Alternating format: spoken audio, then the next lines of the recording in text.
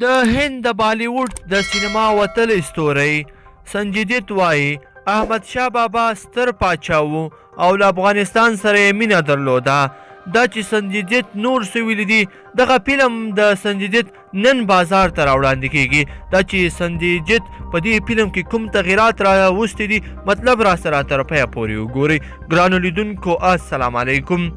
د هند بالیوډ سینما وتلی ستوری سنجیدت وایي دا خبره نه مني چې احمد شاه ابدالي یو منفي شخصیت و او یا دې هم د پانیپت په نامه د ده په فلم کې په منفي انداز وړاندې شوی وي.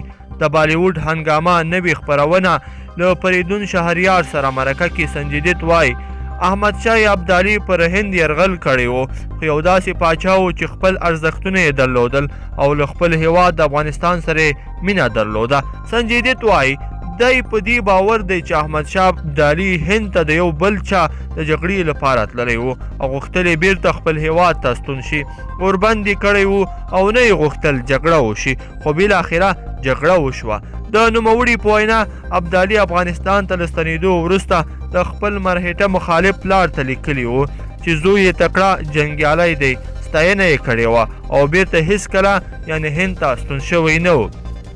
د سنجیدت په وینا دی له همدې کبله په دې باور لري چې احمد شاه ابدالي یو ستر پاچا و. د نوموړي په وینا په پخوانیو جګړو کې لوټمار معمول و، که هغه په هند کې و او که د نړۍ په نورو جګړو کې. په همدې خپرونه کې د خبرو پر مهال د فلم جوړونکي یا ډایرکټر اشوتوش ګوارګر وویل فلمونه او بیا په ځانګړې توګه تاریخي فلمونه له لوړې جذبې او د مسؤلیت او ځان سانسرولو له یو احساس سره جوړوي.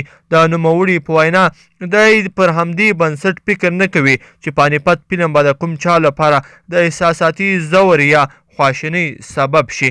ښاغلي ګوارګر وایي په فلم کې پر جګړې نه بلکې د هغې جګړې پر پایله توجه کړې او همدا یې جالبیت دی.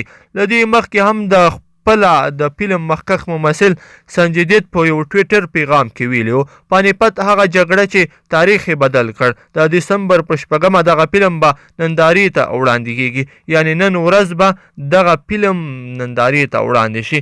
تاسو هم د دې باره کې نظر را سره په کمنټ کې ولیکئ چې دې فلم په اړه څه نظر لري. ویډیو مو که خوښه شوې وي نو در سره لایک کړئ او نورو ملګرو سره هم شریک کړئ. مننه.